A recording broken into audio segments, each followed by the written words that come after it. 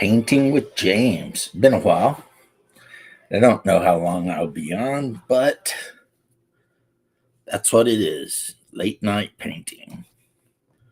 So right now I am primering some orcs. And of course, I can never do anything the easy way for myself, which means when I 3D printed these orcs, because I really liked the look of the bodies, but I didn't like the heads.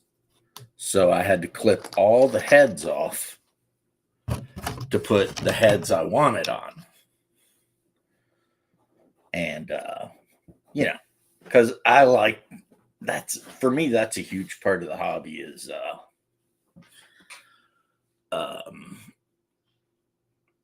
doing modifications and customizations on different miniatures. Like, I will sometimes buy multiple of the same miniature just because I know I'm going to do head and weapon swaps and glue all kinds of, different accoutrement onto them. So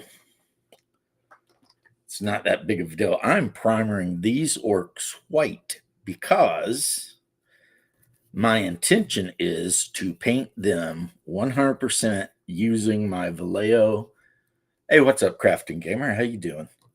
I think you're the first one here, but I'm primering them white because I am going to use my new Vallejo Artist Selection case of express colors. So Vallejo's version of contrast paints to paint them. And the contrast paints work much better on figures that are either white or have a very good zenithal highlight. And so I have some other orcs that primered black that I'll do a zenithal highlight on. But these are orc centurions, and they're going to have shields, the orky shields. They're like tombstone shaped. But I put Warp Games pig-faced orc heads on them because I like my orcs to be pig-faced. Little pig-faced orcs running around, old school, just like me. Just like the campaign I run, which is Greyhawk. And I run the gold box, so I'm not even running living Greyhawk or anything like that, But, yeah. Greyhawk is a weird setting. Either people don't tend to have a lot of neutral opinions of it. In my experience, which is just my experience, so totally anecdotal. D&D players either absolutely love and adore Greyhawk, or they don't care for it at all. It's like, it's weird because Forgotten Realms it's like people love it or they're kind of indifferent, but they don't dislike it. That in general, they're just like, oh yeah, Forgotten Realms, that's cool.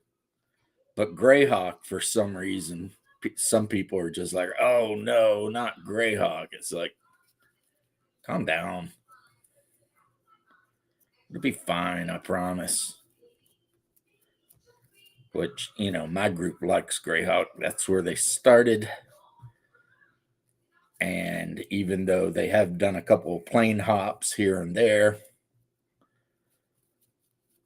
because, I decided to try out the high fantasy jumping between one plane and another type of thing for a while. And it was like, eh.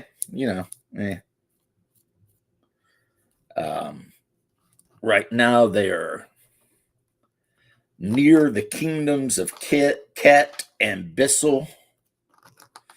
Actually, kind of near Valuna, even, because they're up in the Yatil Mountains, going down the stairs into the lower caves of the lost tomb of Sachkand. Right.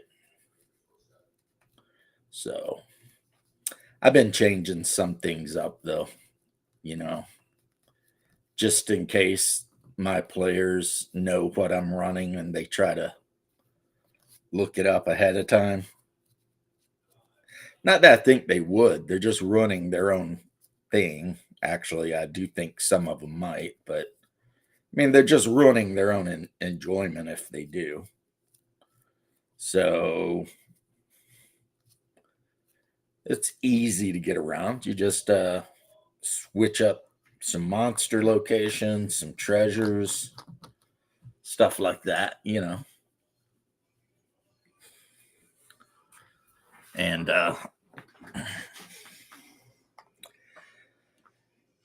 we'll see.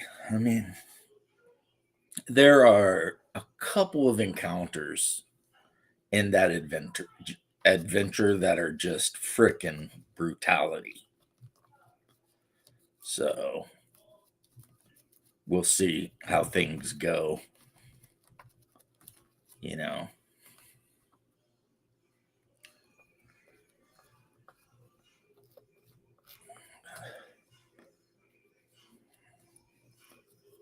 We'll see what happens.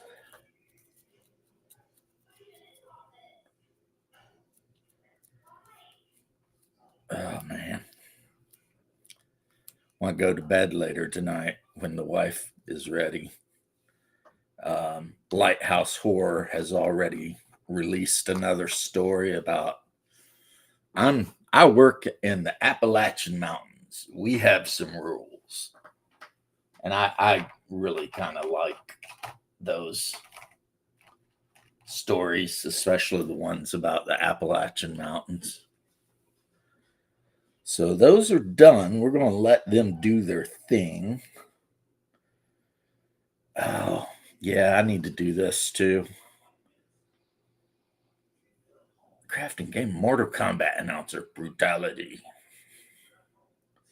I have the priestess from Berserk, and I need to primer her up and be careful. Luckily, I printed her up with the extra tough semi flexible resin because she's very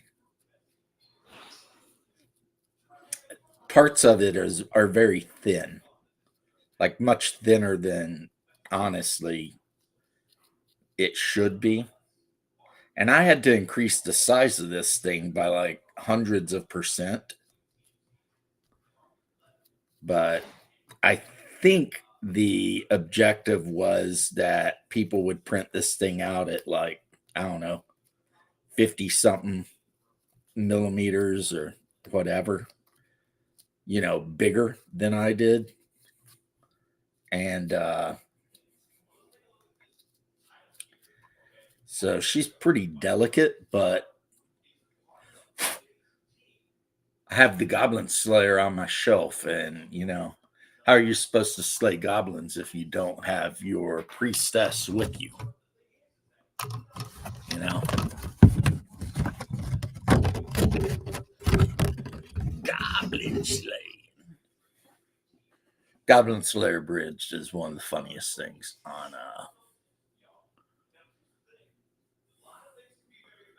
just covered the floor of your living space with black marble tile. Wow. That must we have like a terracotta brown tile in the kitchen, and then in the dining room, and then in the kitchen it's like a light beige tile, and then everywhere else is carpeted. But our long range plan has been to replace the tile in the parts of the house that have tile with the tile that looks like hardwood. That's kind of the long range plan, you know, because I don't know, because I like the look of the tile that looks like hardwood, especially um, like this color right here, which is salty oak or something like that. But congratulations on the the DIY. I mean, it's always awesome when you manage to, well, at least for me, when you manage to get a job done and you're really happy with it. That's a good feeling. Yes, it is. Mm, very small. But yeah, since the plan is to go ahead and do all of these orcs with the basically contrast paint. Let's be honest, it's not, but it is. Um, I am doing them all in white Vallejo primer, and the reason I use a brush instead of an airbrush or a rattle can is either laziness or it's just comfortable for me to sit in here. Like if I weren't live streaming and talking, linoleum tile.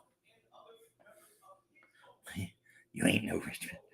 I mean, I don't know. I don't know how much, but tile costs. But my youngest daughter in her house, she pulled up the linoleum and she put this like, I guess it's linoleum tile. It's flexible and you like pull the paper off the back and it's adhesive and you carefully lay it down and the work she did looked beautiful. I mean, it was really good. So, I mean, I couldn't tell it wasn't um, tile like that, So, and hey, there's no shame in doing the best you can. You know what I mean? I mean, just do the best you can and don't worry what other people are doing, and you'll be way happier. That's a little Dungeon Master James philosophy for you. If you spend your time worrying about what you're doing and not about what everyone else is doing, you'll be happier. And that's I think I think I would be willing to say that's damn near a guarantee. You know, I think most people are unhappy because they're too busy worrying about what other people are doing instead of worrying about what they're doing.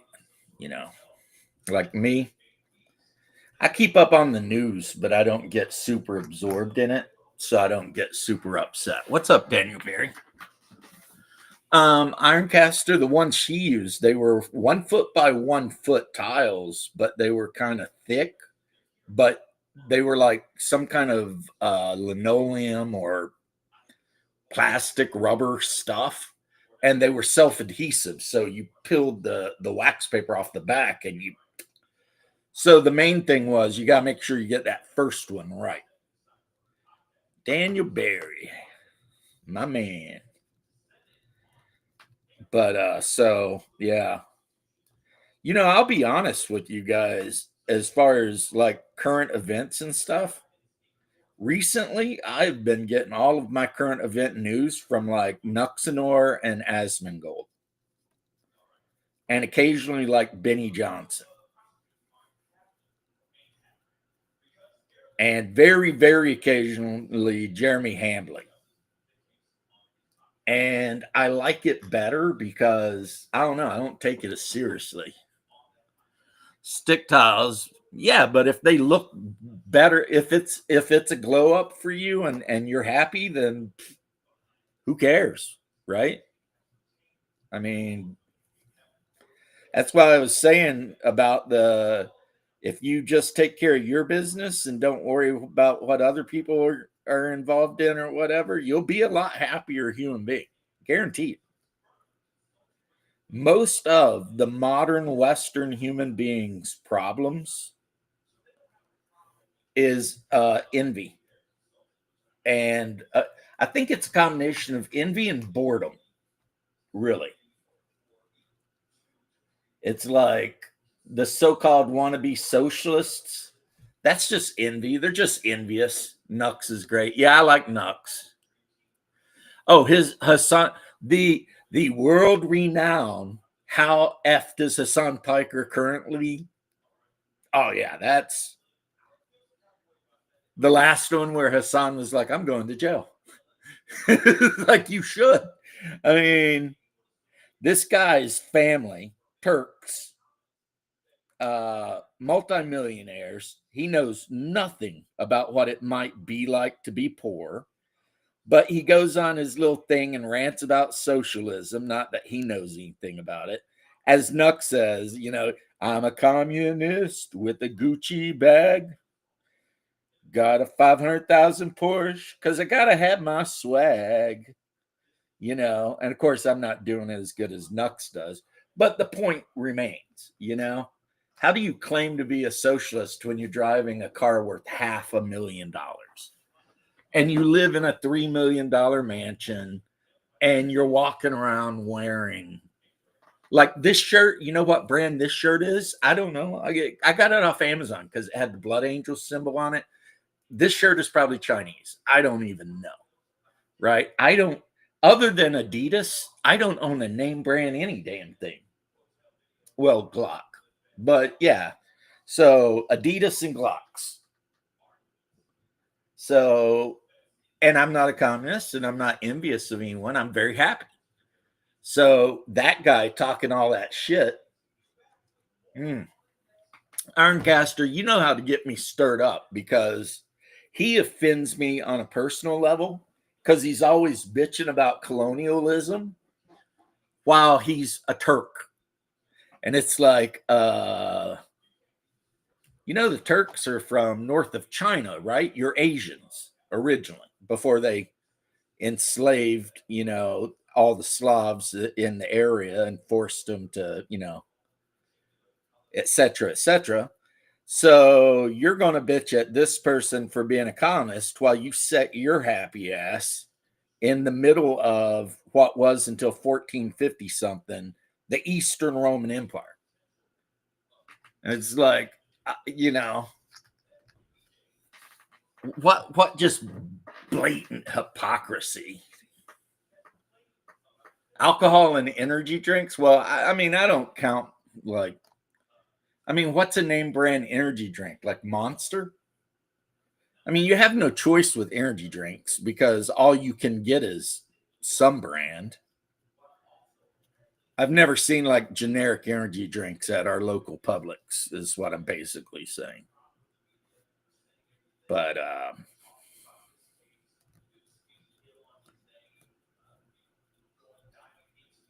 yeah, Piker, he just annoys me so bad. And I love the Nux, How F Does Piker series. I could watch that all day, all day. And every time I watch it, I'm like, I hope he's even more cooked. You know what I mean? Because what a scumbag. Just an absolute scumbag. What's really amazing to me is that guy's got like 1 million+ followers or something. And it's like, are there that many stupid people in the world?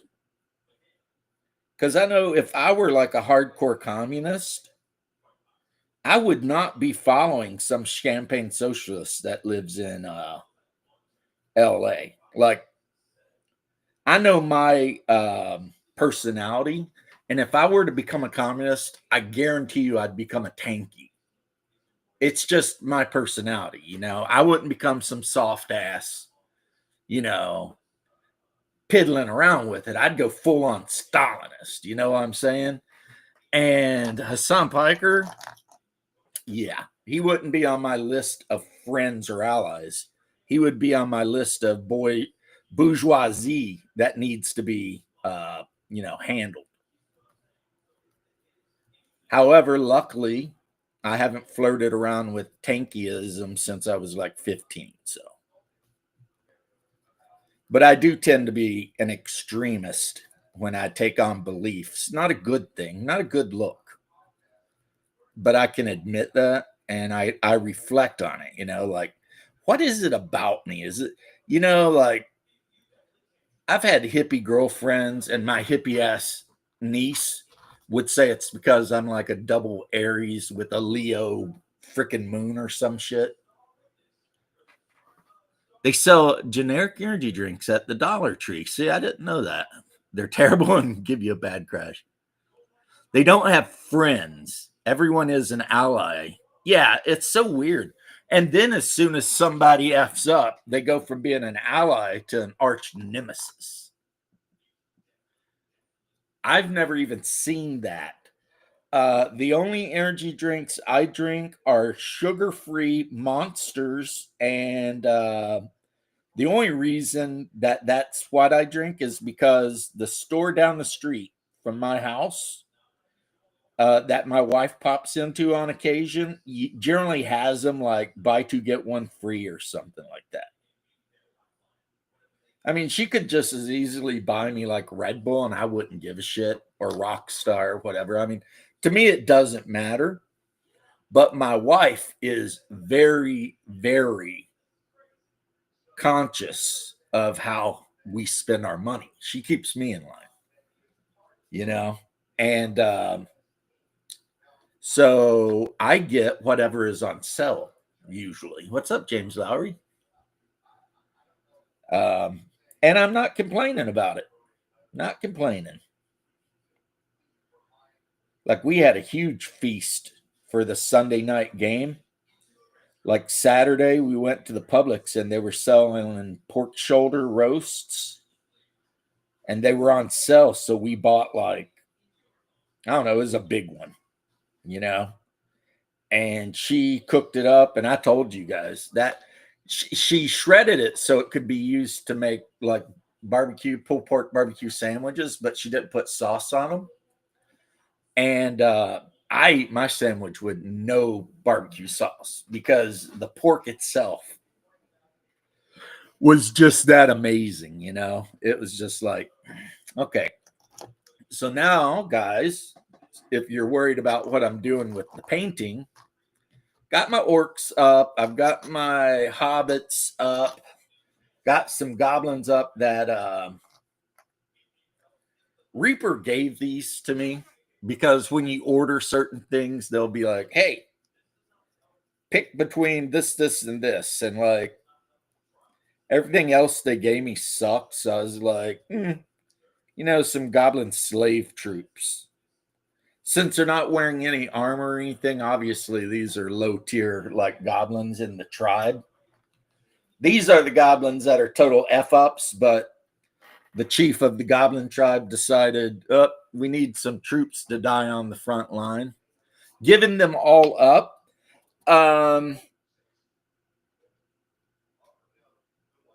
Probably good for you, honestly. I don't know. I mean, I don't know.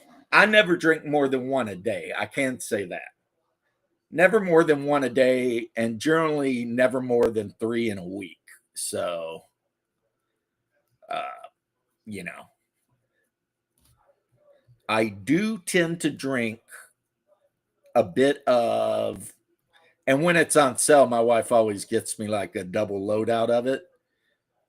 One, I drink water a lot. That's what's in my glass now. And two is kefir, which for those of you who don't know, it's basically like think yogurt, but much much thinner so that you actually drink it.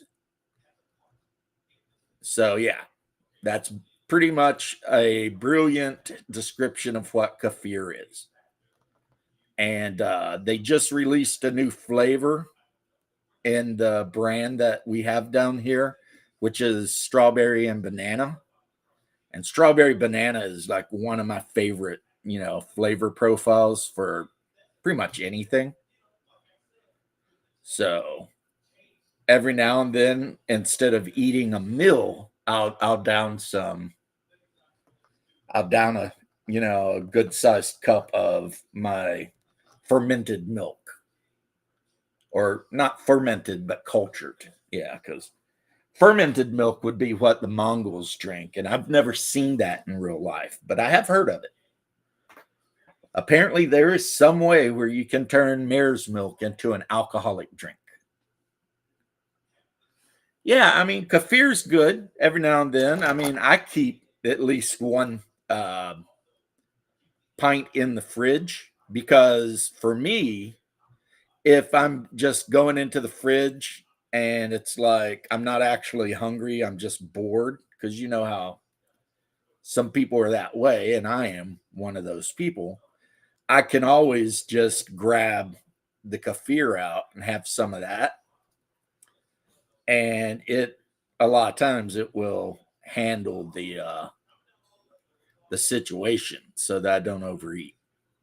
Even though, for those of you who didn't see me earlier, because I did stream earlier before Double D, um, yeah, got the scale fixed, and it turns out that I have not gained back nearly the weight I thought I had. As a matter of fact, I weigh much less than I thought I did. I mean, I'm still down 65 pounds from where I was last year. So that's good. These are troglodytes I 3D printed. And the thing is, I had no troglodytes. Isn't that weird? I mean, if you're going to have, say, 10 of the basic D&D monsters that you need, trogs should be on there. I mean, really, if I were going to make a video telling people, here are the miniatures you might want to buy and have in stock, I would probably say, I might pick B2 Keep on the Borderland and say you should have at least, 5 or 10 of the common monsters in B2.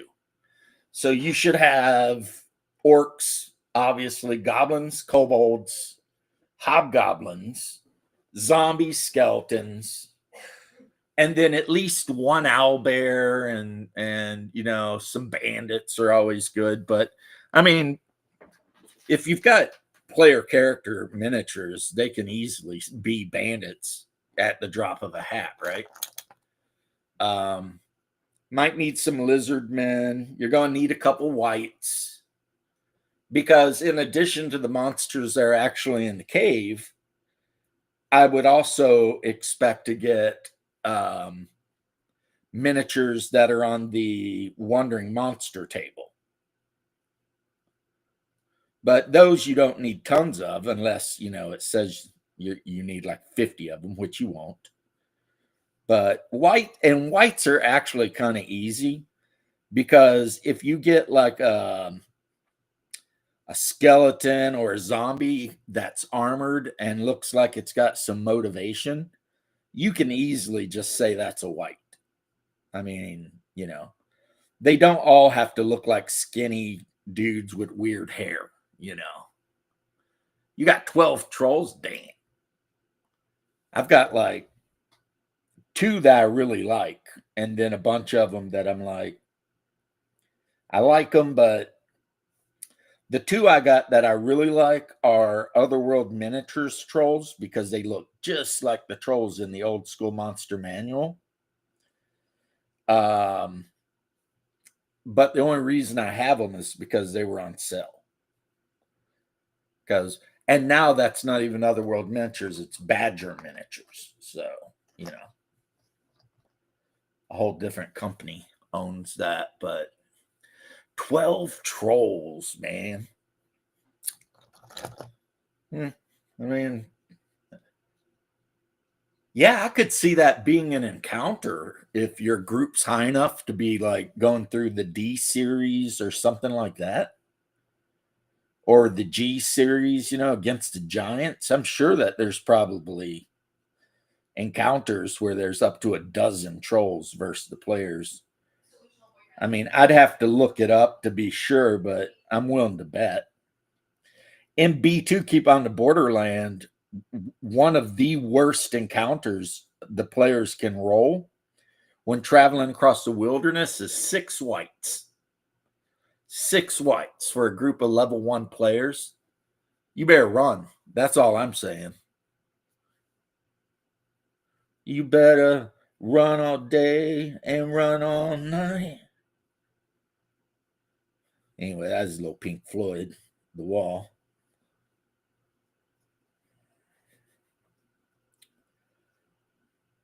Weird thing about Pink Floyd. Most, and again, I'm talking most because that's how I think. I shouldn't have to say that every time, but apparently you do sometimes in this modern day. Most guys I know like Pink Floyd, and almost every single woman I know doesn't. I don't know what it is about Pink Floyd, but it's so weird. It's like several of the Otherworld whites, yeah, they're really cool. I love them because they look like the white in like the Village of Hamlet or whatever. Old Citadel. Oh yeah, the old Citadel trolls. Very, very nice. Very good. Yeah, I got some Lord of the Rings trolls that came in a box set I bought. So very cool. I bought that Fellowship of the Ring boxed game thinking that everyone here would play it the way we play Mansions of Madness. And no one was interested. It was really weird. It was like, okay, so there's this thing, and you get to be a member of the fellowship or whatever and do these missions and whatever. And like my wife and my friends and stuff were all like, meh, meh, you know? But anytime I'm like, who wants to play Mansions of Madness? They're all like, oh yeah, let's go. You know? And in Mansions of Madness, as you regular inner circle, members of the brohood know, I play James Culver because I like the idea of the fact that he's a blues musician that can see ghosts. And he's kind of got just decent all around stats, not really great at anything, but pretty much good at everything. And on top of that, he's a support character. So if friendlies stand next to him while he uses an action to play the trumpet, they can discard a face down insanity card from their character. And that's like really cool, That's a good ability. That ability has saved our butts in a number of missions. As a matter of fact, if you've ever played that game, it could be Ironcaster. That could 100% be. It's like Dungeon Minister recently did a thing about real life religions in fantasy role playing games, and I think he's 100% right because as much as I personally absolutely love Baptism of Fire, a lot of my players were like totally not interested. And the main reason was because they didn't want to play in a real world type setting. It didn't interest them, you know? And it wasn't that any of them hate religion or anything like that. They just, they wanted to play in a fantastical setting. And so, yeah, that kind of was, I don't know if it was the fact that, well, one guy had already picked to play a holy warrior, so he was good with it, but yeah, I don't know if it was just the whole being constrained by the nobility, the church. Because if you play Baptism of Fire correctly, depending on the rank of the player characters, I mean, they're going to be answering to a lot of people, right?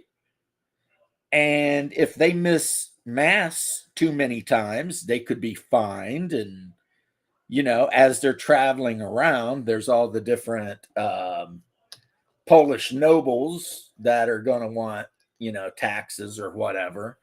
And heaven help you if you're wandering around and you run into a lot of, Yadavingians or whatever. And you're Christians, because those guys tend to just go ahead and kill Christians in horrible ways. And you don't want to go up to the Balkan region because they're just as bad. The Latvians and Lithuanians absolutely despise Christians during this era. So, yeah. And my players were just like, seems like a bit much. We would just like to play, elves and gnomes.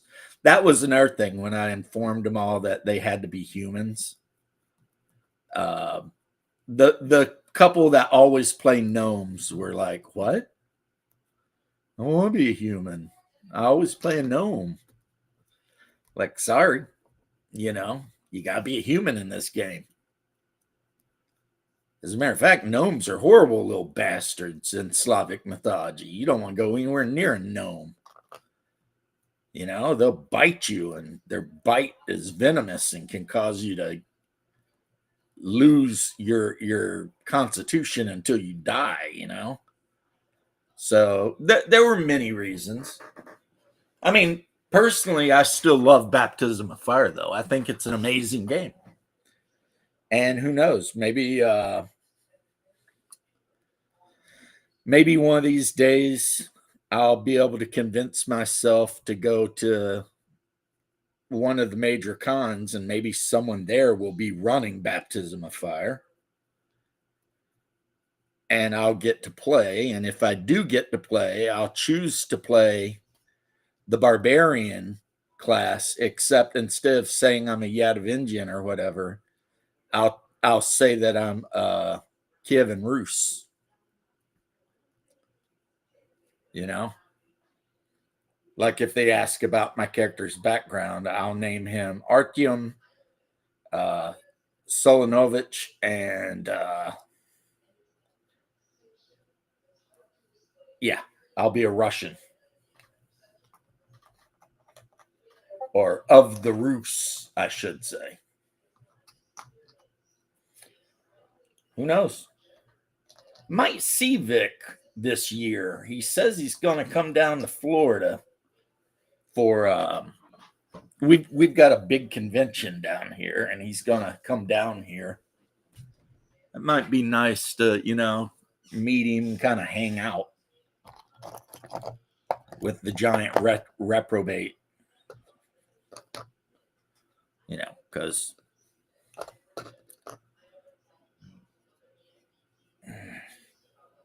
actually priced airfare and rooms and everything to go to Minnesota. There's one problem though with Dave Con, and that problem is it is in Minnesota. And Minnesota is just a shithole. I mean, personally, I don't know why anybody would want to live there. You know, I really don't. It's.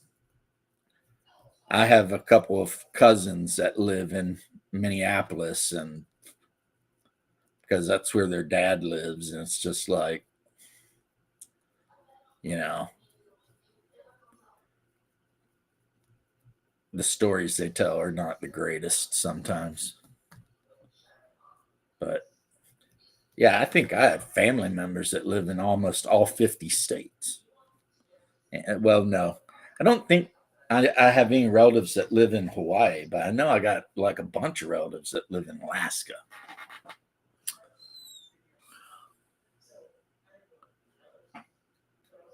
Yeah, D&D trolls are definitely a thing.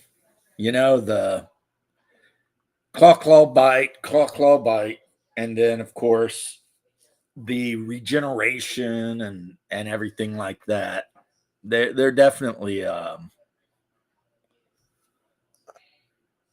scary. I mean, during a encounter that's actually in the adventure, the player characters ended up getting into a fight with like three trolls, and because the players at my table, some of them like Hungar have been playing since as long as I have, there was no surprise to the trolls. Like his dwarf warrior immediately knew they had to be burned and yelled that out to everybody. So the new players at the table, I call them new, they've been playing with me for like 5 years now, uh,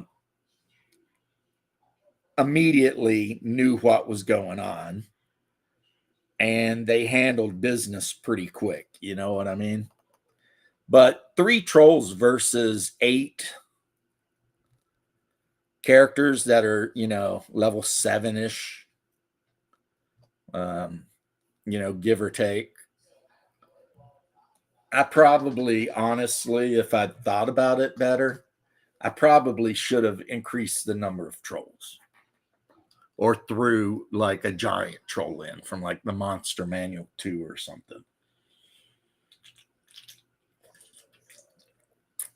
That is one thing about running this adventure is that because there's 8 players, some of the encounters have just been over. Well, I mean, I guess you kind of want them to be over pretty quick, right? Like they fought with a couple of Fomorian giants. Wasn't an easy fight, but it was a quick fight because that's the way OSC is. It's like they ran in, started fighting. One of them got hit for like 30 hit points, which almost killed him. And then they kept fighting. And then by the third round of initiative, the giants were dead. And a couple of the players were all jacked up, but they were still up because they've got 2 clerics in the group. So, and the one cleric is an absolute combat monster. My wife's character is she's playing a cleric of Heronius, and she is an absolute combat monster. I mean, you know, she has like she has more hit points than any of the other characters in the party, including the dwarf. Like she's got almost twice the hit points of the dwarf warrior. It's like, ugh, OSE, you so funny sometimes. But saw a lot of people posting on the Diversity and Dragons stream, which was, I thought, very good, pretty funny. Garaby's 132 part platonic solids as auguring devices. That's something, right? That's definitely something. Of course, I don't think anyone has told him. I said something in chat, but somebody needs to let Garaby know that the 10-sided die is not a platonic solid at all. There are 5 platonic solids, and the 10-sided is not one of them.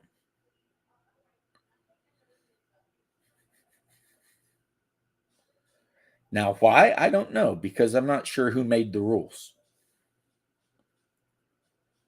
I mean, is it Plato? Did Plato create the idea of platonic solids? Or was it 2 guys that wanted everyone to know that they were very platonic in their relationship and there was no funny business going on? I mean, 5 would have been a good challenge. Yeah, 5. I agree. There probably should have been a couple more. And the battle against the blue dragon went the same way, but that's like OSC is kind of that way. The dragon hit them. They all lost a shit ton of hit points. They attacked back. The dragon lost a shit ton of hit points. Then the dragon attacked and took a bunch of hit points away from somebody, and then they killed the dragon. It was like boom, boom, boom, boom. Just, of course, hey, Jose, the dragon attack was something because one person lost their pet dog and everyone lost their horses because they were all kind of riding two abreast up a mountain path, and the dragon's lightning bolt just ripped right down them. And it was like, uh-oh. So it was definitely went to class, but you're back now. Well, you're a classy guy, Jose.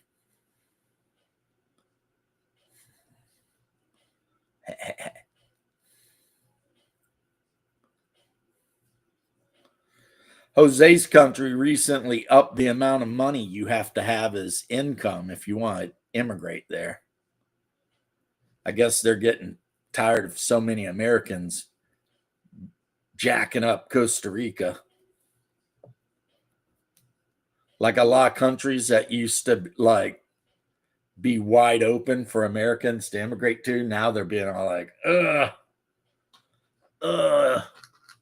calm down. You guys are too many of you.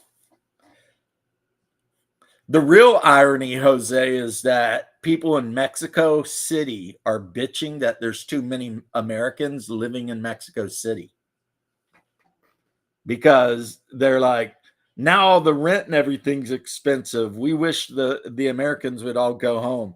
And it's like, oh, the irony. Oh, the irony. Oh, the irony. Everybody wants to be my enemy. And it's like, wow. Wow. Okay. But I guess people from California moved to Mexico City because they can work remote. And then they, rent all the good apartments and everything. And then the Mexicans that actually live in Mexico City can't get any decent apartments or anything. And because you have Americans there that are willing to drop, more money for goods and services, all the prices at the local taquerias and shit are going way up, and that's pissing them off because your average like working Mexican person can't afford what an American working remote can afford. So yeah, they're all like,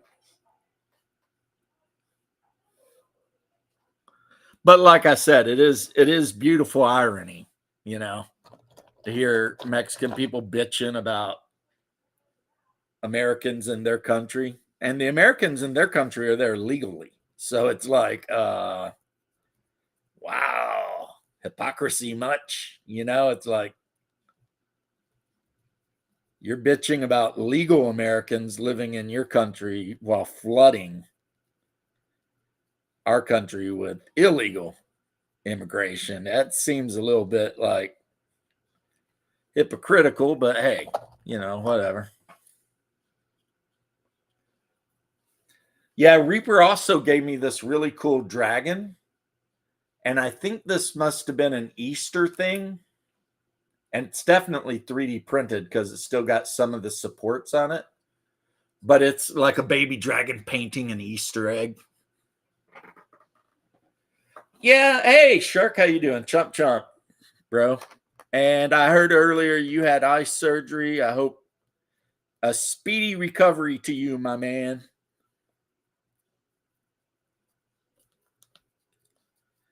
Also, the new Marine thing is pretty crazy.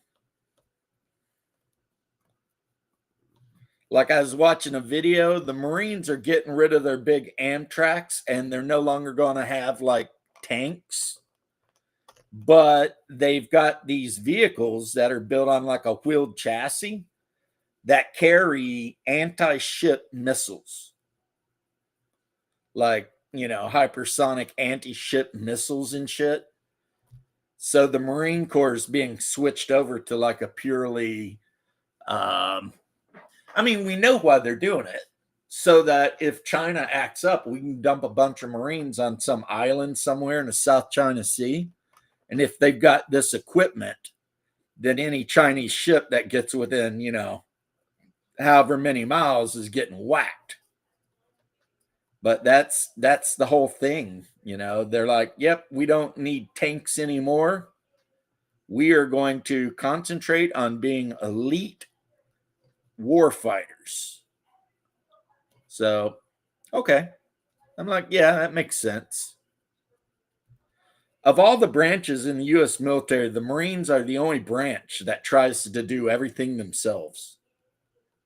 It's like they got their own boats, they got their own pilots piloting jets, they got their own helicopters. For the longest time, they had their own tanks. And of course, every Marine is a rifleman. So, yeah, something going on, I guess. My pops just had to have eye surgery too. And they did it the same way. They did one week and then the other one the next week. So that, and he had to lay down and put like drops in them and stuff. So, uh, you know,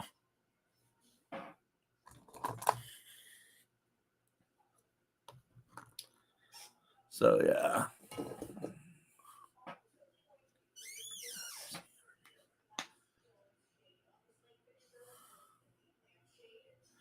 Nice Ironcaster. Yeah. I'll tell you, one page rules. I've said it before. I'll say it again. The last time I played using my 40K army, we used one page rules because I absolutely despise 10th edition. I think it is just a mess and I hate it. Now, if I play Horus Heresy, because I have a whole couple Horus Heresy armies, I'll use those rules because they're based on 7th, which wasn't a bad rule set at all. And a lot of it, is pretty cool. But yeah, 10th edition to me is just absolute trash. And the other thing is, I got super excited, right, when they announced the old world. But they effed that up. And not only did they F it up, but I don't even know if they're still supporting it. You know? I mean, luckily I had multiple armies for, Warhammer Fantasy.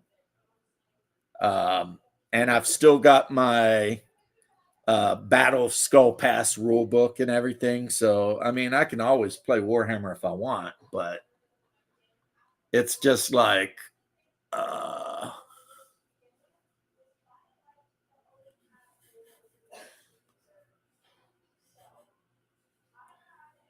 Warboss Fritz lives in the general area and is supposed to be running a tournament in August. Fritz. I think he lives in the Northeast, doesn't he? I think he does. I mean, I sometimes watch his painting videos, and I have been known to watch a couple of his Pathfinder videos when he runs Pathfinder for his friend and whatever. But yeah, Fritz seems to me, based on limited exposure, like a chill dude, and he is really good at painting 15 millimeter. And if I had a lot of money, I would contact him because I have about 5 15 millimeter armies I would love to get completed. You know what I mean? Like I've got a mid ancient Byzantine army. I've got a Achaemenian Persian army. I've got a Vandal or Goth army. Yeah, up there in Michigan, and they're all like that. 15 mil. I've got Huns, like a whole army of Huns, or they could be Pinachegs, they could be Mongols, whatever. And it's like, I've painted some of them up, but it's just like, I don't know. I have a hard time with that. And on top of that, I bought the War Games at not War Games Atlantic, the Warlord Games Civil War box set, the one that come with like the buildings and the generals and like the two armies. And I've painted a bunch of them up, but again, there's literally like 1,000+ miniatures in that box. You know,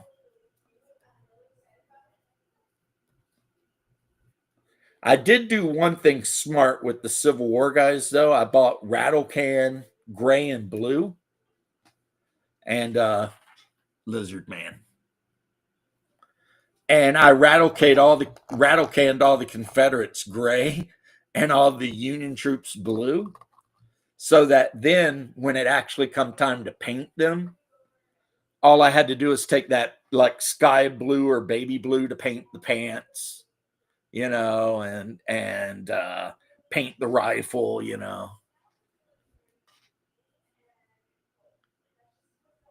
Yeah, I just thought it was neat that the Marines had this crazy vehicle that's got like anti-ship missiles, like gigantic missile pods on it.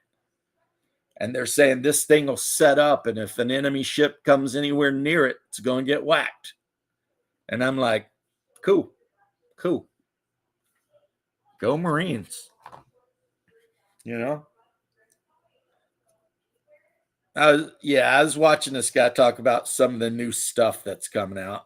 Like the Army decided to go ahead and not do their light tank experiment, the Buford or whatever it was. Yep. They decided, nah. Apparently, some guys with degrees and big brains determined that it was better, more cost effective, etc., to just upgrade the M1 and the M2 and M3 Bradleys, like as far as cost effectiveness plus actual combat effectiveness. So that's why they got the new M1 whatever, and it's got like all kinds of crazy equipment on it. And then they had another vehicle. I think the Marines got this one and the Army has got this one. It's an anti-aircraft vehicle that uses laser. It's got like a freaking 5 or 7 gigawatt whatever laser on it. And it can literally burn a missile or an airplane right out of the sky, which is pretty crazy. Because it's like, wow, lasers, you know?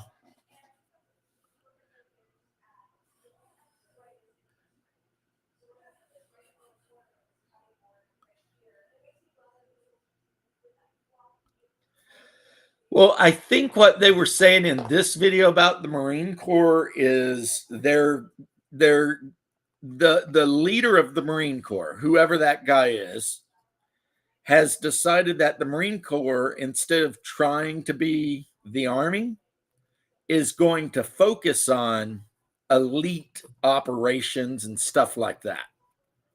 So instead of worrying about tanks, they're just going hard into the firepower and mobility sector of combat. And with the new weapons they're picking up, they can be a threat to basically anything, anywhere. Because yes, they're losing their M1 tanks, but they're getting a shit ton of ATGs, like dragons and freaking what's the one that javelin? Yeah, javelins and upgraded javelins and also light wheeled vehicles that just got shit tons of anti-tank capability. So yeah, they're saying no more tanks. It's well, I mean, your average M1 A2 or A3, whatever we're up to now, weighs almost 70 tons. And the Marines are just like, nah, too heavy. We got to be able to be right up somebody's butt before they even know we're there. And so that's the move they're going with. But I can tell you, even though it seems like you're not super pleased, the way they laid out the plans, yeah, the javelins and that, right? The way they laid out the plans of how Marines are supposed to work, I mean, it looks kind of badass,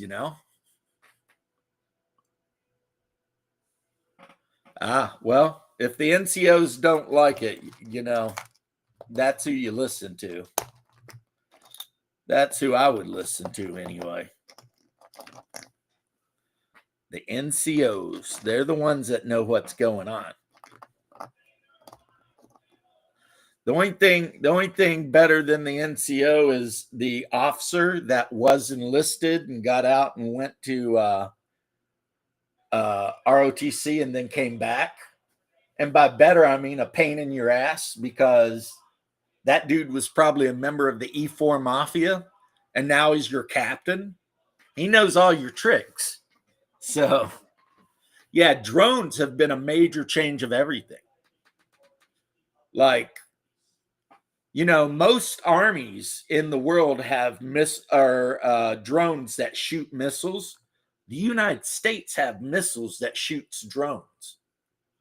Like these big missiles that when they get over target, they disperse shit tons of drones that then go on about their merry way attacking whatever. Now, one interesting thing, not American, but awesome, is that the latest Japanese warship has a railgun on it.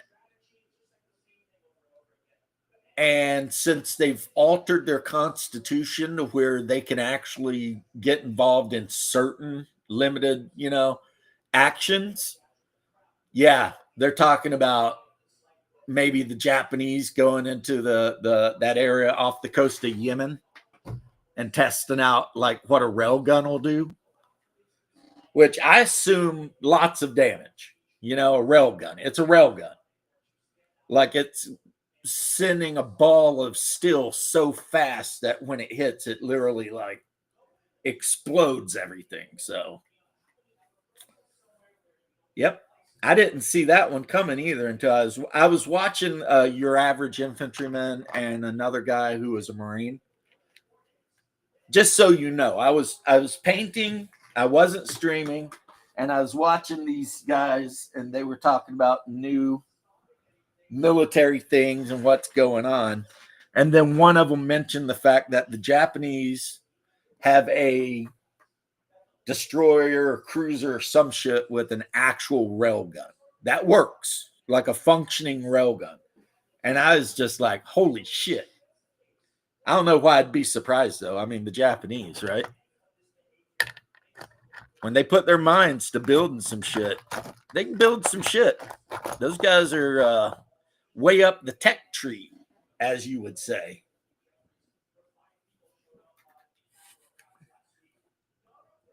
Yeah.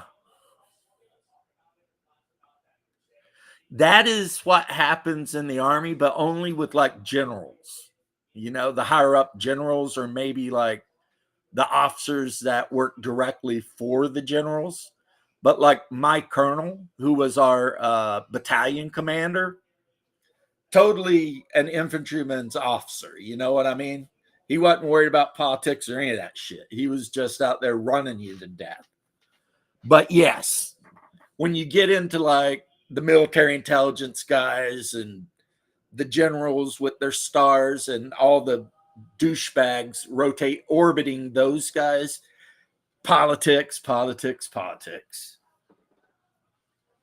And every one of them wants to make their mark on how war is fought, you know? And that's kind of the big thing.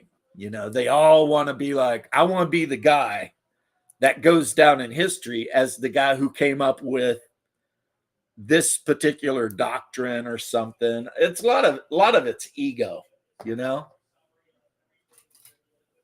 But the new M1 they're talking about the Army's getting, right? It has built-in electric countermeasures and all kinds of shit. So like this is the one we're not giving away that we're keeping. It's like the most advanced tank in the world now. And yeah, if a drone comes with 100 yards of this bitch, it'll drop out of the sky. You know what I mean? It's just like, it's okay. I mean, because they looked at the chassis, they thought about changing the chassis up, and then they realized that there's literally nothing in the world out there that they could build that can replace it. It is currently, with the materials we have available, peak tank, you know? Like, I know when we were in the Gulf, we did a training operation with the Marine Corps, us versus them. And like, you know, the laser tag bullshit with the Miles gear. And at that time, this would be 91. 464 was attached to us. So we had Bradley A2s, so M2 A2s, and we had M1A1s with the upgunned 120 mil. And the Marines we were playing laser tag against had LAVs and M60 Starships. And it was like, I remember, you know, we got to talk to some of the Marines and they were cool. They're cool guys, you know. But it was like these dudes are literally rolling around the battlefield trying to fight with us with Vietnam era equipment. You know, it's like, why do the Marines? I always wondered that. It's like, why do the Marines always get shit? Hell, it took the Marines forever to get M1s, and now they're saying they're getting rid of them. Because, yeah, I know in the early 90s, at least, they were still tooling about with M60 tanks. And it's just like, that's not a competition. An M60 versus an M1A1, that's not a competition, you know. I mean, the M60 was a great tank for its era, but the era was 1970. So, yeah. My wife is watching something. It might be more of those idiots riding up at that university. Lucky I'm not the police chief because I would charge every single one of those assholes with aiding and abetting terrorism. I mean, you're going to burn a college down in the name of Hamas? Nah, you're out. You're out. You're going to Gitmo, buddy. You know, come and step on my plane. We got a cell for you. It's in the Caribbean. We call it Gitmo too.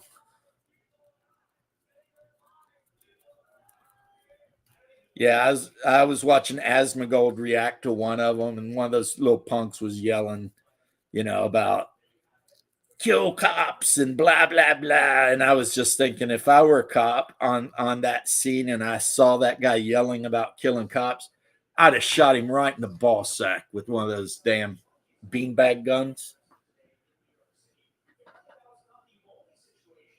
Yeah, I know. Time will tell. Time will tell. I mean, I was in an RDF unit.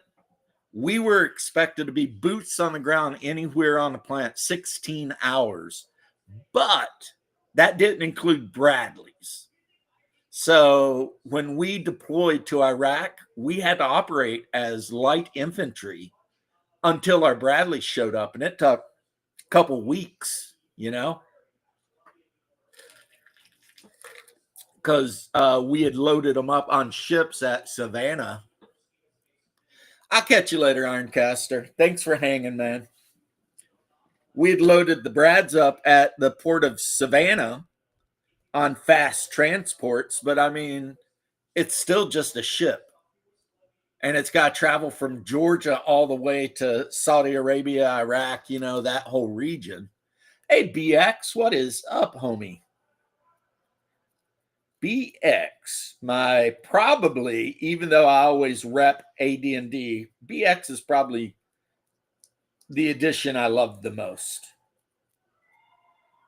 because that's the edition I started on. Oh, and Garby with his white dye with green crayon, red dye. I don't know what the hell they're talking about, because I've got a couple of Moldvay box sets that still have the original dice, and they're all kinds of weird colors, orange, blue, red. So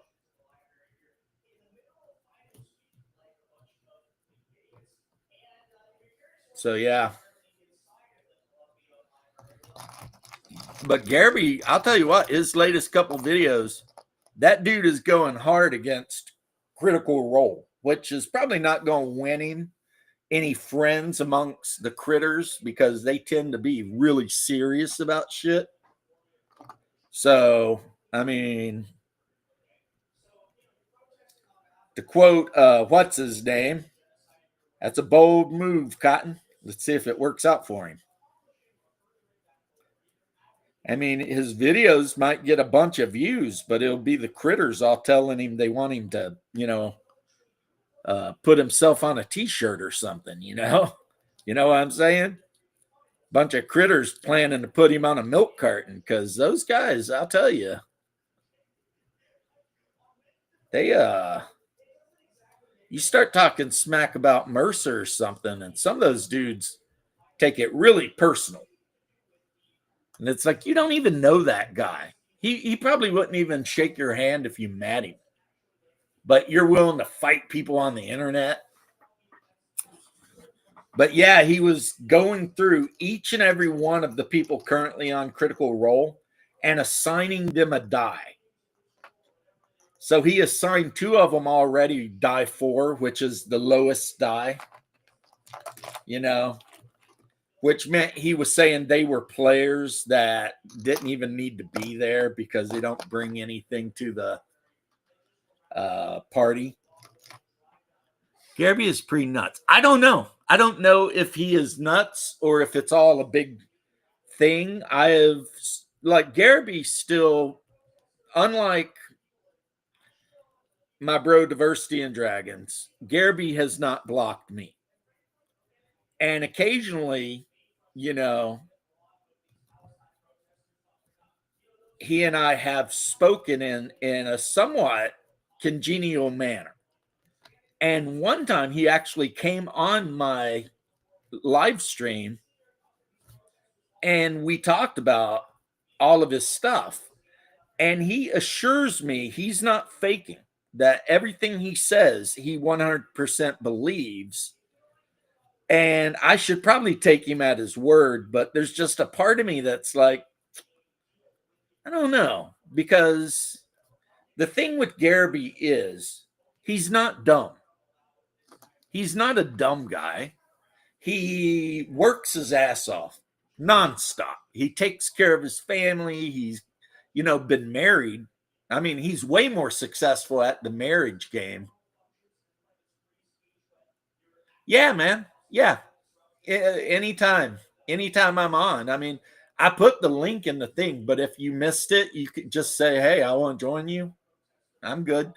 But yeah, it's like, I'll say this to anyone that listens. He is a successful father and husband. I mean, he's kept a marriage together. He's raised kids that are doing well. He works, I mean, he is what my pops would say is a mensch. He's a mensch. He's a good guy, you know? He's a mensch. But then some of his takes on D&D are way out there. And some of them are so far out there as to almost be heretical, you know?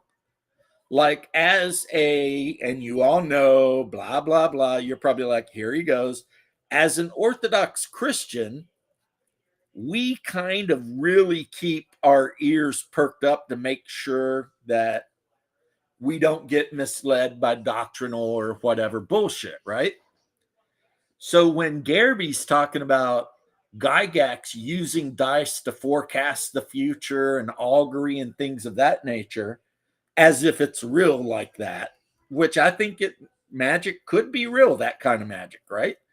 But I also know that from the Old Testament on, we're told not to meddle with it, right? Because it's bad. And you don't want to meddle with it because it could lead to bad things. Now, I'm not trying to preach to you guys. If you guys want to play with Ouija boards and stuff like that, I would beg you not to, but I'm not your dad, so I can't tell you what to do. But that's one of my issues with Garby, is if he truly believes some of the stuff he's saying, well, some of the stuff he's saying is incredibly heretical. Like, like really heretical. Like trying to claim that Gary Gygax was some kind of prophet or something. I mean, I met Gary Gygax. He was an old dude who seemed like a good guy. The guy who gave me all the Gord the Adventurer books worked for Gary Gygax. He was an editor at TSR back in the day. So, that guy's got the nerd cred because he actually, hung out with Gary Gygax for extended periods of time. But anyway, one thing I can tell you is Gary Gygax is not a prophet, right? And he did not pick the Platonic solids because he was trying to do augury. The actual real story for D&D with why he picked the dice he picked is because he drove to the local university and they were selling Platonic solids. And they didn't have numbers. They were just the shapes. And they marked the numbers on with freaking marker. And that's how they tested the game. And the very first box set I ever got didn't even have a die 10 in it. The die 20 was 0 to 9 twice. And what the book told you to do is do 1 0 to 9 in one color and the other 0 to 9 in another color. And then in whichever color, before you roll, you say the blue numbers are the 10s. So if a blue 8 comes up, that's 18. But yeah, like percentile dice, that wasn't even original. If you really want to go back, you know what I'm saying? Instead of that, it was 20-sided die that only went up to 0, of course, 0 being 10, So I don't know where he gets all this weird stuff. I mean, right now, as I sit here, I have box sets of Gamma World 2nd edition, Blue Holmes, Moldvay, Cook, and they're complete with the dice. Well, except for the Holmes. A couple of my Holmes box sets just have like a thick piece of paper with numbers on it that you were supposed to cut out and put in a cup and draw numbers. And then they came with like a coupon that you could send in to hopefully one day get a set of dice. Because when that box set released, TSR had had difficulties acquiring dice. Now, the first dice TSR officially used were game science dice. But then they dropped Xochi, Colonel Xochi, and started using Chinese dice because they were cheaper. And the Chinese dice are the ones that, if you roll them for more than 2 years, all the edges chip off of them because they were made out of like the cheapest plastic. I mean, this plastic is so cheap, it's barely above wax, you know?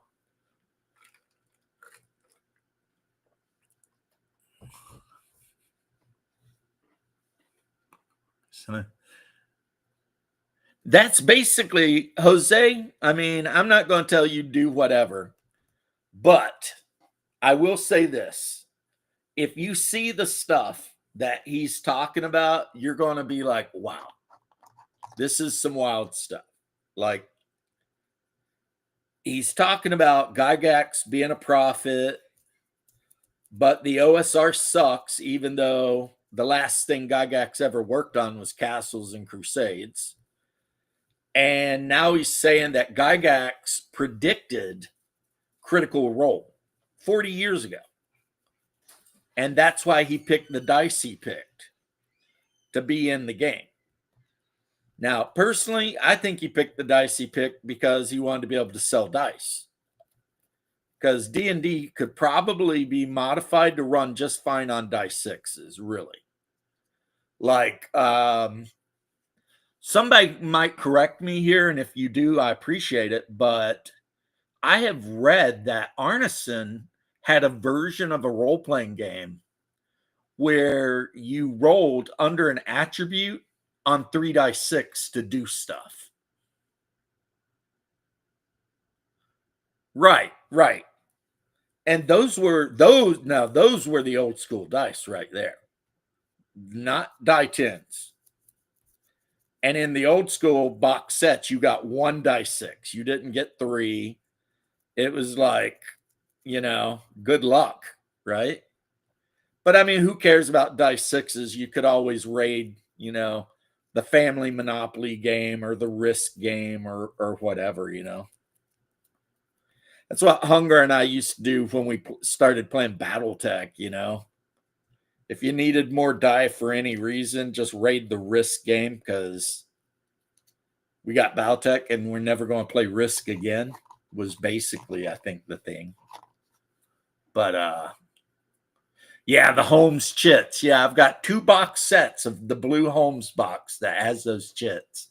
And it still has the paperwork you can fill out to get a set of dice when they're available. But, I mean, there's no one to send it to because Lake Geneva is not a thing, so it's just like whatever. But Holmes is just OD&D edited. And then Moldvay took Holmes and with Gygax's writing, he re-edited it. And that's where you get the Moldvay Cook BX set. Because Moldvay didn't write that rule set, he edited it. And Cook the same way. Gygax was the writer of those. And then for some reason, we all know the reason AD&D appeared and whatever, But the one thing about Garaby's Platonic Solid thing, I was watching it though, and I just kept thinking, is anyone going to let him know that the 10-sided die is not a Platonic Solid? The whole time I was watching Double D, that's what I was thinking. I was just thinking, Now, I don't know. Like I said earlier, I don't know. I know I'm repeating myself. I don't know who made the rule, but that is the rule. But yeah, Holmes D&D wasn't bad. Moldvay and Cook, that's what I started with. So it will always, the BX will always hold a place in my heart because that's where I started. But on an intellectual level, I know that the Beck Me set was probably the best done set of D&D. Like intellectually, I know that's just a fact because that was the set. I never got it, but a friend of mine did, and he let me mess with it. And to this day, we all remember the Cleric Alina and Bargle and you know.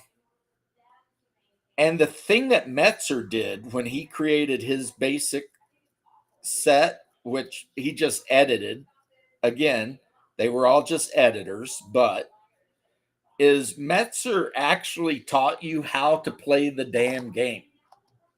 You know, when you got the Metzer red box, they had the one book that had the solo adventure. And if you played through it, then you knew how to play the game. And if you know how to play the game, you know how to run the game, basically, you know? So Metzer was an absolute genius with that. That was just absolute, yeah, just a genius. That was a genius move. Um, you know, I mean, in the mold vase set, they just basically give you the, you know, one page example of play, but it doesn't, you know, it's not the same as playing through a solo adventure, you know. And it never made you hate Bargle so much. Even Dungeon Minister to this day, I think he still had. I was watching his video, I think a month ago, and the whole campaign was that Bargle was leading an army of evil forces to try to attack uh, the area where the player characters are from. And that's awesome because in my game, I introduced War Duke, Venger, that whole crew. They're in my game. So, you know, as a matter of fact, Hungar, who I know is sleeping right now, lost a character to War Duke. I've told you guys that before, so I'm sorry if I repeat, but I do have a bad habit of repeating myself.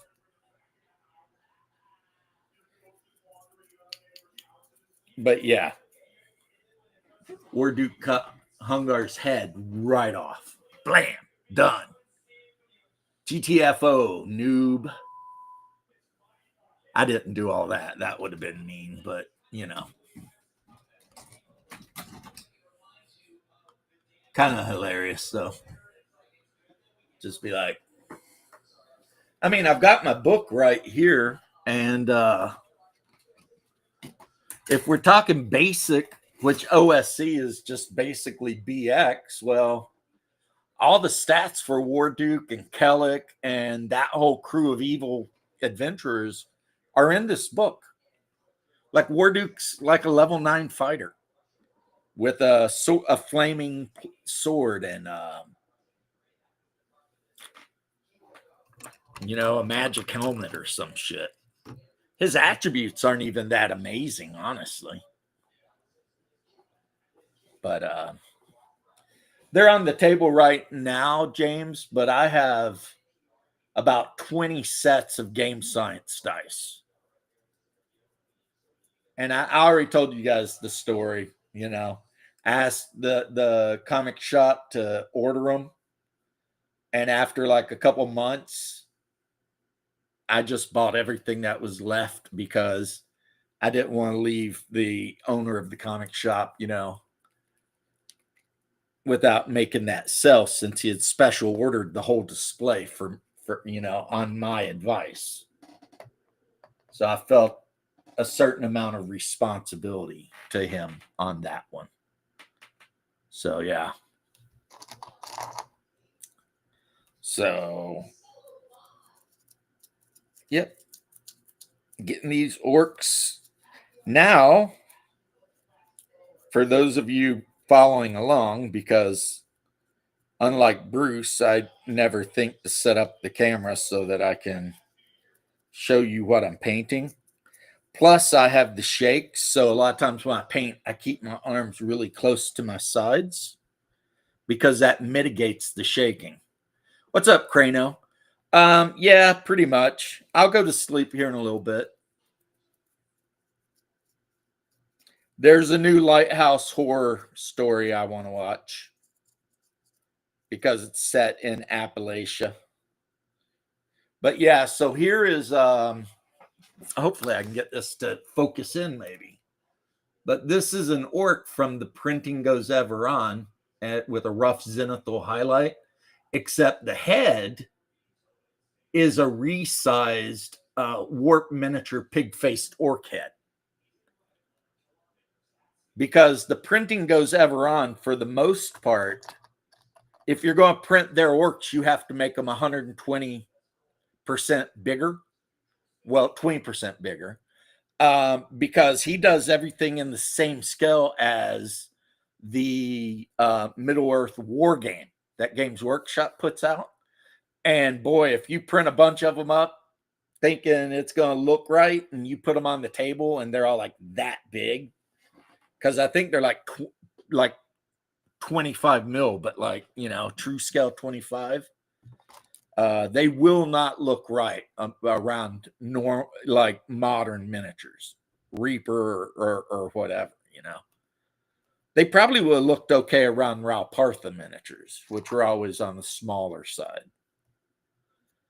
But they had the classic Tolkien ugly human head on them.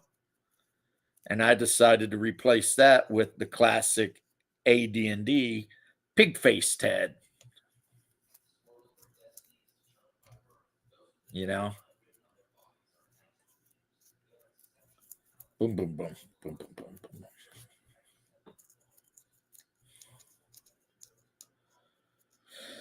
Come on.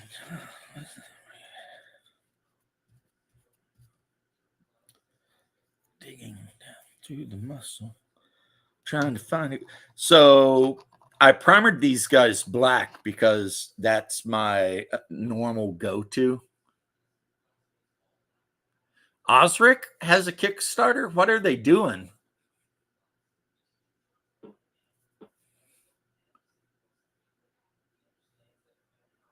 Yeah, I can understand that, Crano. I mean, you know, I've worked all the crazy. Oh, the Pomeranian's sleeping on my copy of Osric right now. Well, the Pomeranian's got good taste. My Pom's in there laying next to his mama because he is a little protector.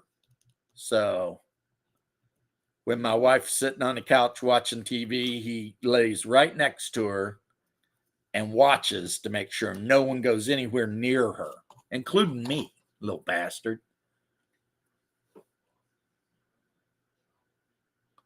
Yep, my favorite dice too, James Lowry. Great minds, man. Great minds.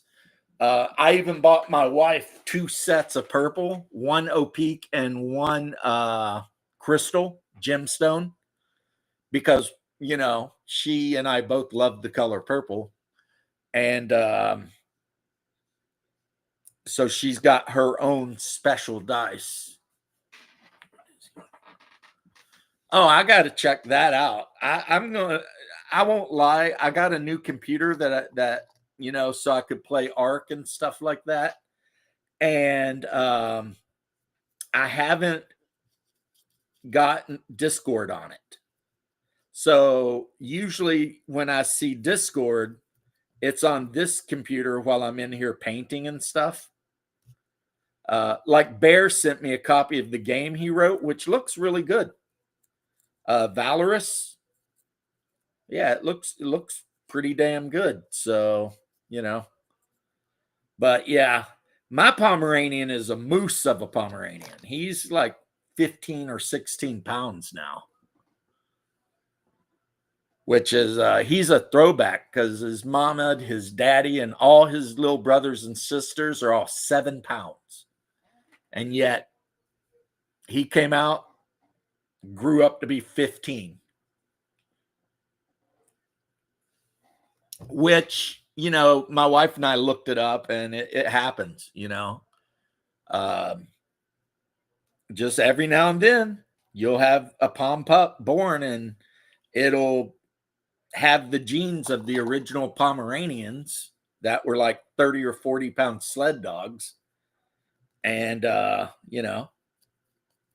which that is a weird thing to me, going on a little, stream of consciousness rant here. When Queen Victoria or whoever it was decided to shrink the Pomeranians down and make lap dogs out of them, right? Like, what happened to all of the not shrunk down Pomeranians? Did people just murder them, or just didn't want them anymore? Or, you would think that you would have both kinds still, or all the kinds, because some people have like toy poms and this and that, right?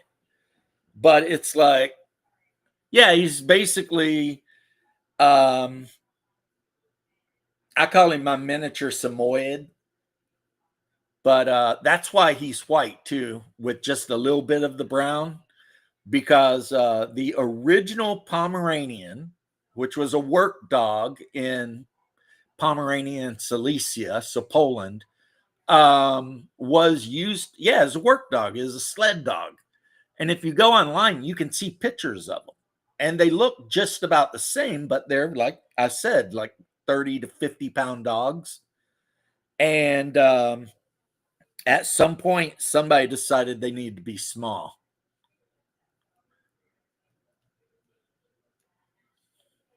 Yeah, I mean, and then so they shrunk the Pomeranians down through, breeding, but then now all of the normal sized ones are gone, right? And the American Kennel Club is saying the bigger ones are actually better, because they tend to live longer and have a lot less health issues and stuff like that. And I've found that so far to be 100% correct. Because my last Pom, I don't know if you've seen him, but he was my black show quality Pom. Um, he had all the bad things. He weighed about 7 pounds, maybe 6, and he had the luxating patella, the collapsing trachea, like all the bad things. And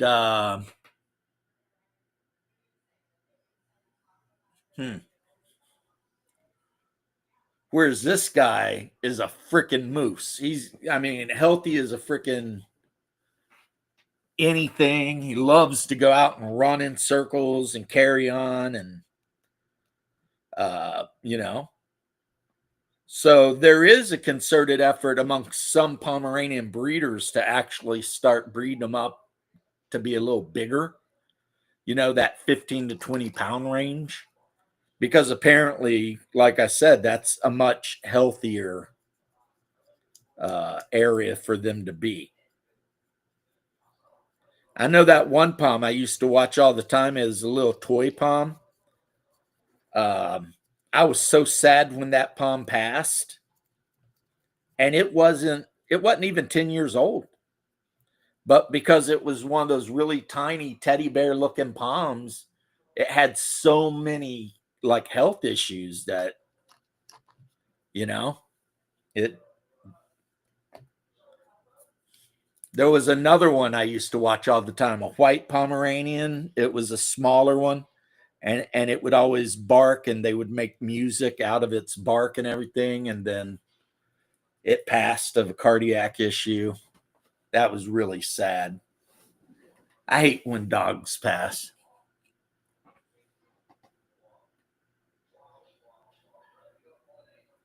See, Osric, I kept the Osric rule book at the table when I ran AD&D, because anything that I questioned about an AD&D rule, I just looked it up in Osric, and most of the time I sided with Osric, like on segments and the weird surprise mechanic and hand-to-hand combat and stuff.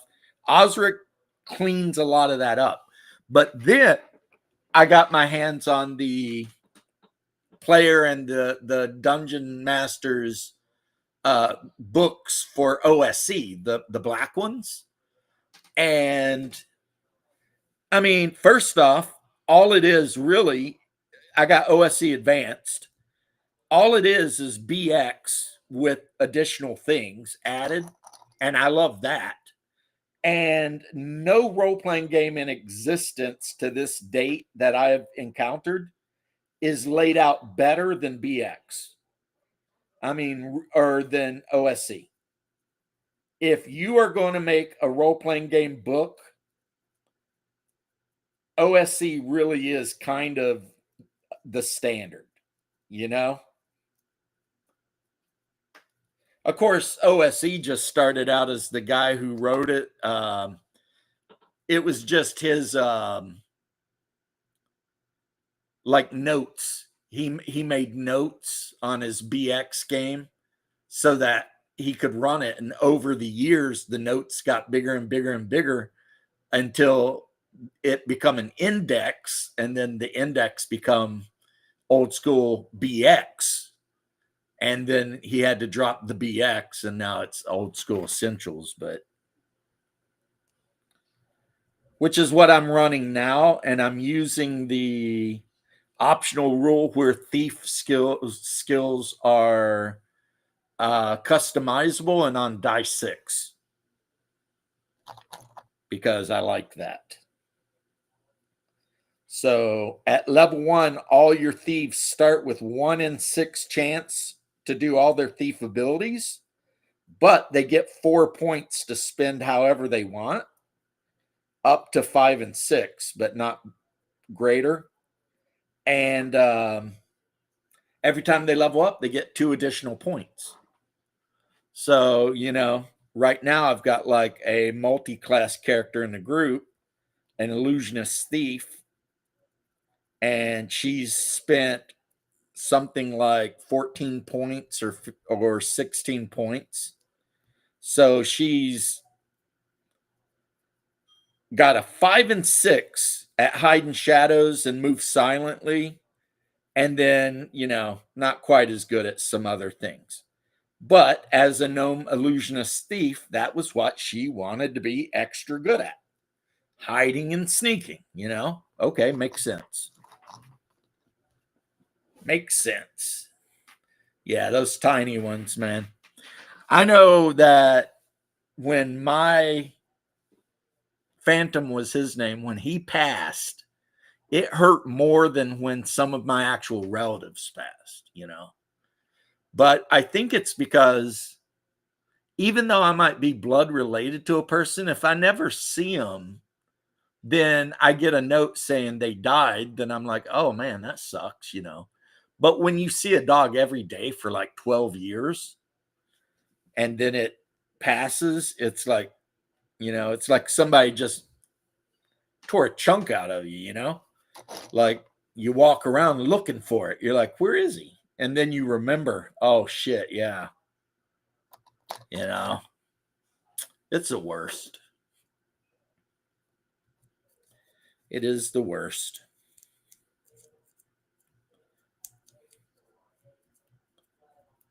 But anyway, yeah, back to the entertaining thing with Garby. I'm not 100% sure what he's doing. But some of the stuff he says from a purely my point of view of my understanding of my faith could be considered pretty heretical. Pretty heretical. And, you know, and what's weird is there's a guy that used to hang out, and I think he still goes over to Max's show, Legion of Myth, and he actually games with Garby, or used to, right? And Garby plays other games. So it's like he's always talking about how much he hates every game but AD&D, but he plays other games than just AD&D, or not AD&D, 5e, 6e, whatever it is now. So that's another hint that maybe he's just BSing around. you know, the whole I hate the OSR, but I'm pretty sure he plays some OSR games. And he did a really good video about a sci-fi game, which we talked about yesterday. It was a good video, or day before. It was a good video. Crano, yep, exactly. It's like when he starts talking about Gygax like a prophet and doing auguries to predict the future and shit, I start being like, come on, man. Come on, man. You know, that doesn't seem very, even for a Protestant, that seems a little bit out in left field, unless I'm very, very much mistaken. Now, Double D said somebody told him that Garby had actually gotten kicked out of the church. And I can't even imagine what you would have to be to get uninvited to church. Like, I mean, I guess if you went to the preacher and you told him you thought Gary Gygax was a prophet and shit like that, that might do it. You know what I mean? Well, I've got Osric 2.0 and the hardbound. And like I said, if you're going to run AD&D, Osric is amazing to have as a reference. You know what I mean? Just because yes, as much as I love my first edition AD&D, there are some rules in there that even after multiple years, I'm still like, even if I understand how the rule works, I don't care for it. And I mentioned one earlier, which is the hand-to-hand combat bullshit. That's yeah, no, he was a dude. He was baptized as a Methodist or an Episcopalian or something. He respected the Jehovah's Witnesses, but was not a member of the Jehovah's Witnesses. Um, but he did always claim to believe in Christ. Um, and he created a game that we like to play. That's the in and out of Gary Gygax. There's no more to it, and there need be no more to it. I mean, like I said, this weird he predicted this and that by using platonic solids, blah blah blah. I mean, that sounds like some witchcraft shit right there, you know? Or maybe I'm just being too obstinate and stiff necked about things. But that's kind of how I feel, though. I feel like, yeah, that sounds like witchcraft. I don't need any of that in my life, you know,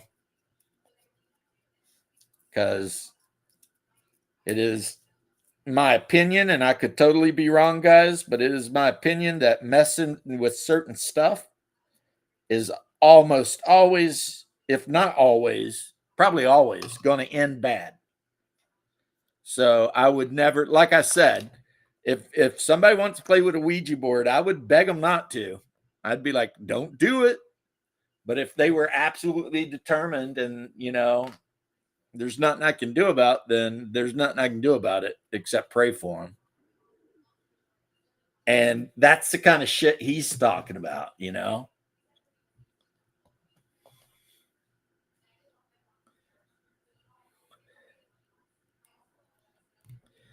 I mean, I'd never want to insinuate whether somebody could be like demonically possessed or something, but I don't know, maybe. That could be his problem. You know what I mean? Like, I know a lot of people right now are like rolling their eyes, probably, but yeah, exactly. Um, yeah, and like I said, I know some people are rolling their eyes at that thought, but I don't know.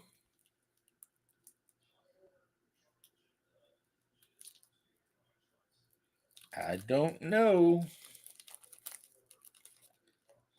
Of course, I'm sure he'd say no, but one clue is that he gets really, really angry really, really quick.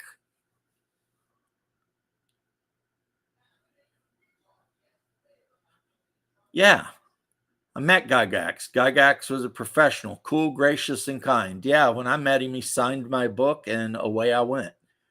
Encouraging, generous, funny.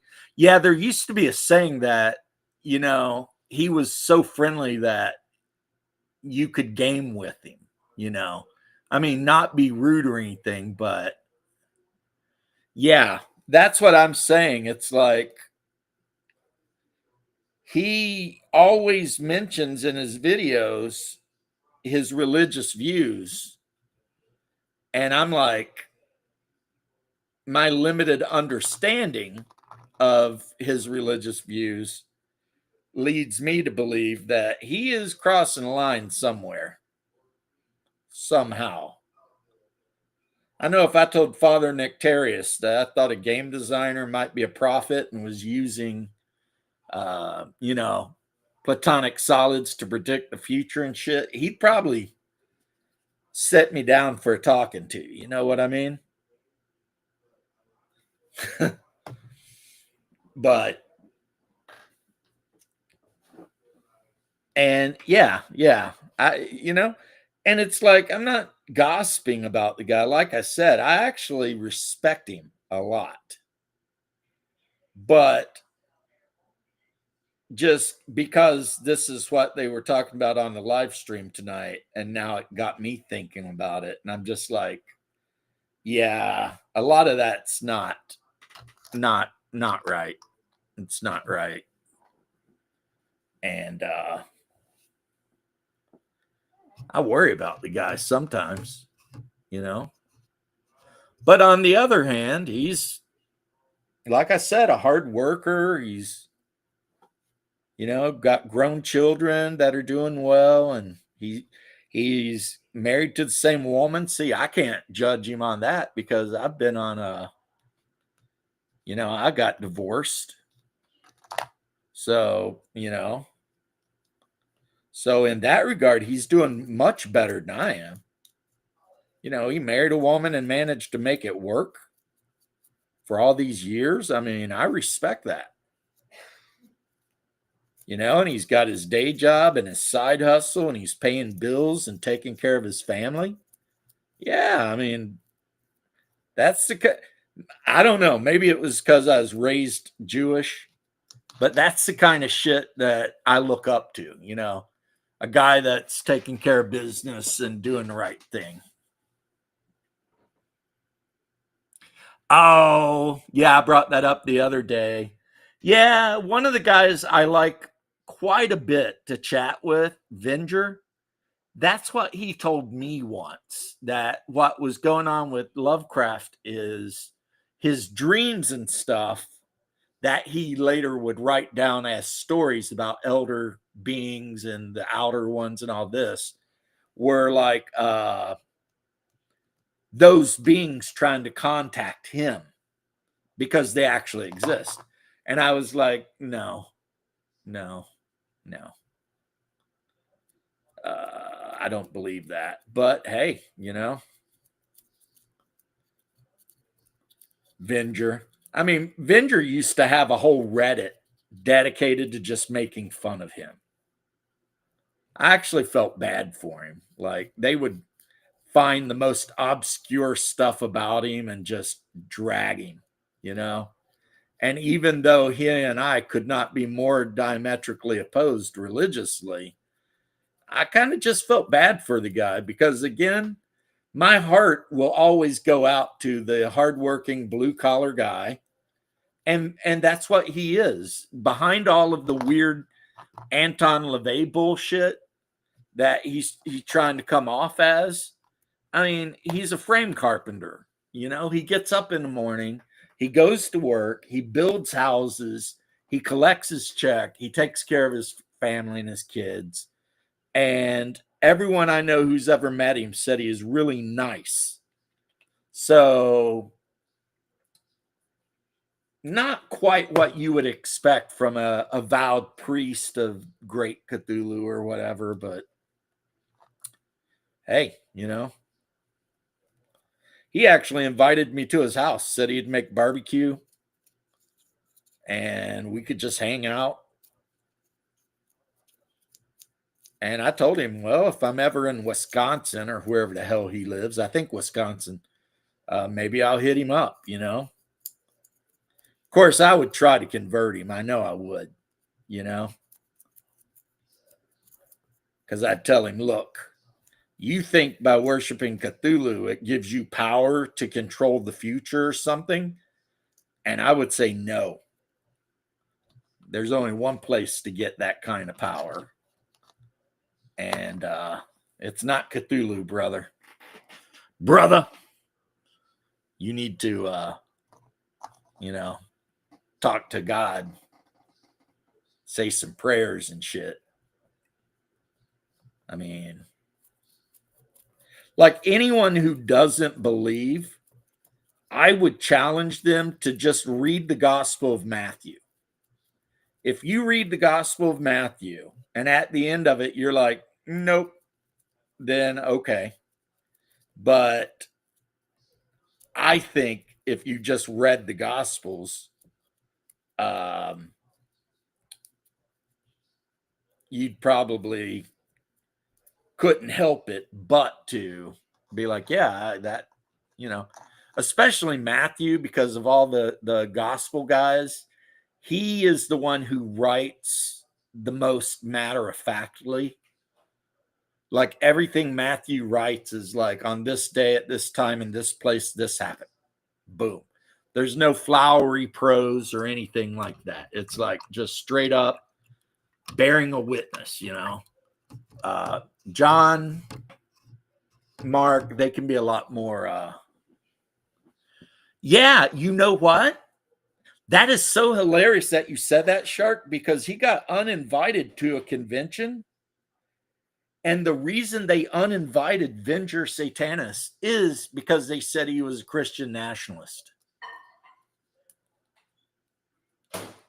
But he does have very strong, what we would call traditional values. Yeah, Psalms. Yeah, yep. And that's the thing with the guy. He has very, very strong conservative leaning values. He's anti all the things I disagree with. He's pro almost everything I'm pro with. And yeah, I forget the name of the con, which was probably would have been garbage to go to anyway. But they're like, we don't want Venger here because he's a white nationalist or a Christian nationalist. And it was like, I mean, I did a video about it when it happened, and I was like, no, I'm the Christian nationalist, not that guy. It's like you're missing the wrong person here, but hey, let them do what they're going to do.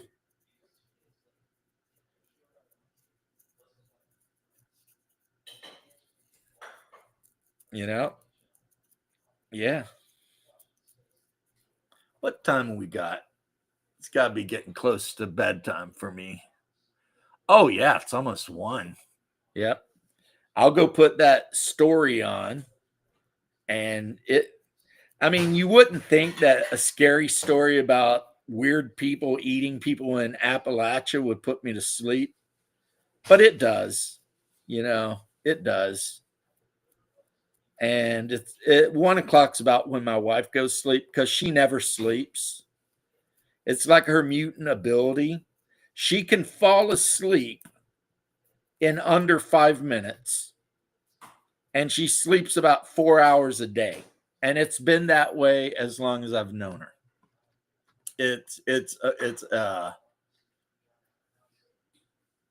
Yeah, that's why there's so many conventions I would not go to. Gen Con is getting that way, but the main reason I wouldn't go to Gen Con is what Double D said, just too crowded. 11 p.m. there. Yeah, you're way behind. Yeah, just too crowded for me. I absolutely despise being in crowds. I don't know if it's part of the PTSD they treat me for or what, but yeah, I hate being in a crowd. And so that's a non starter right off the bat. If I'm in a room and there's 1,000 people all cramming up on me, half of them, without deodorant and stuff like that, I'm not going to have a fun time.